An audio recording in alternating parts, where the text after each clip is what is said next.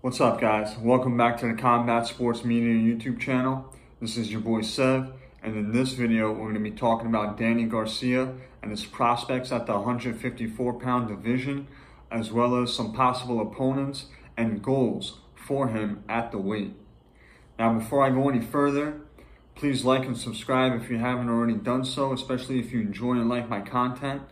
I love talking boxing and combat sports, and I like to mix in a little bit of history with it whenever I can. So let's get to it. Danny Garcia, as we all know, was a great 140-pound fighter.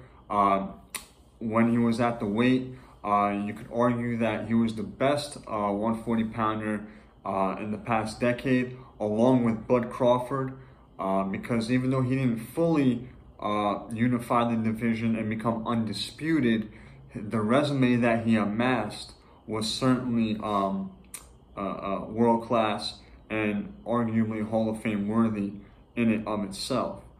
So, great 140-pounder. He moved up, didn't quite have the same success at welterweight, even though he did have two very close fights with Shawn Porter and with Keith Thurman, one fight with each. He wasn't able to get a rematch with either as of yet.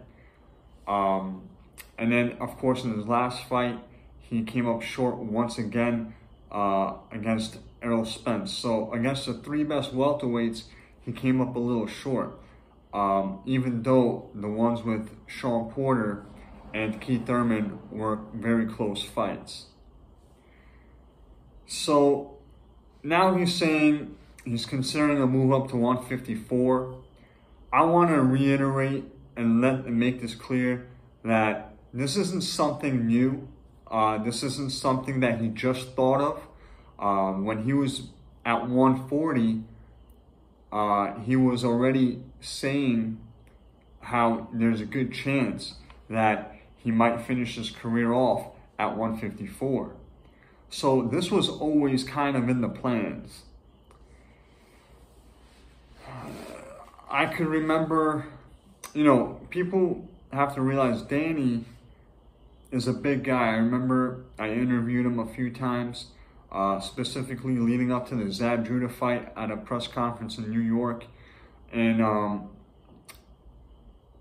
he was probably, I don't know exactly how much he weighed, but he looked at least 165 to 170 pounds. And that was back when he was fighting at 140. So he's clearly not a small guy. And I think that's part of the reason why they always kind of knew that 154 was always going to be a possibility. And here we are years later down the line, and that's what it's time for now, seems like it. Now, when we look at the 54-pound division, Charlo is obviously looked at as the top dog. He has a fight coming up this weekend against Castano, the Argentinian. I'm going to make a video on that soon. So the division is going to be fully unified very soon, which kind of plays into Danny's hands, because there's going to be a clear number one guy, and there aren't going to be,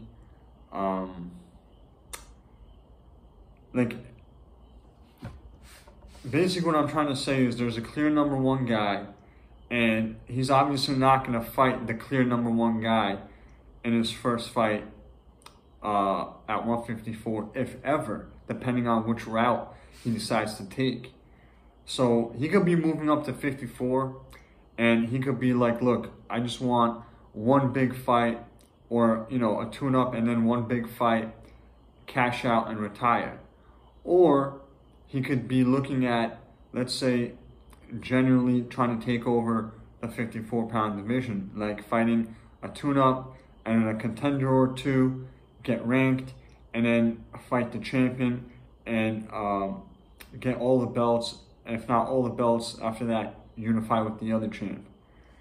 Or he could be looking to pick and choose specific fights at the weight that are going to be extremely lucrative to him, but he's not necessarily going to be going after the #1 guy or trying to collect all the belts or anything like that.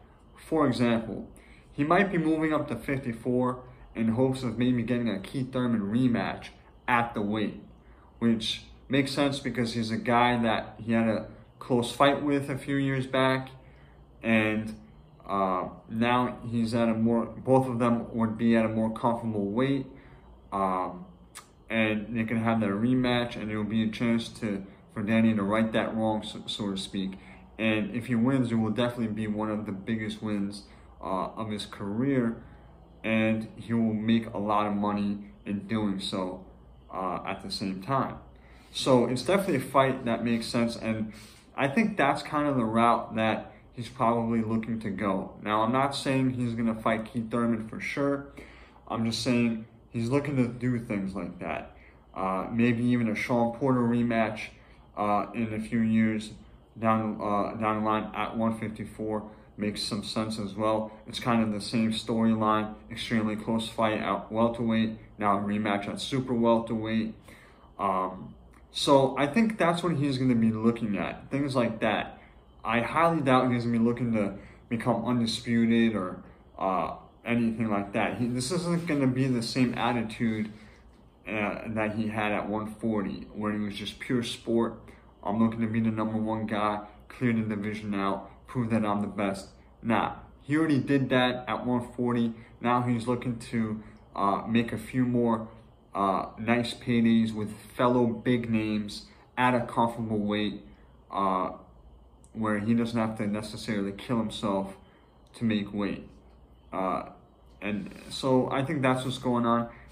So those are two possible opponents: Keith Thurman, Shawn Porter. A nice possible fight, especially like a first fight or a second fight at the weight, would be like maybe a Julian Williams or a Jason Rosario. I think either of, especially Jason Rosario, I think if Danny's looking to get a tune-up at 154 for his first fight at the weight, to get acclimated against a real true 54-pounder, I think Jason Rosario is a great fight for his first fight back. First fight at the weight, before he takes on a Keith Thurman rematch or a Shawn Porter rematch or something like that. I think Jason Rosario for his first fight at the weight is an excellent choice. Julian Williams, I think, is also another good first fight, like I said. So maybe he'll have a fight like that against a true super welterweight to get himself acclimated. And then after that, especially if he has a good showing, he'll probably want to call out a Keith Thurman or a Shawn Porter, especially Shawn, because Shawn doesn't seem to have much going on these days at welterweight. And Keith, I think, will have one more fight at welterweight, maybe against Ugas, but in a fight or two, I expect them at 54 as well. Other than that, I don't really see too many things that make sense, other than maybe a Amir Khan rematch at 54.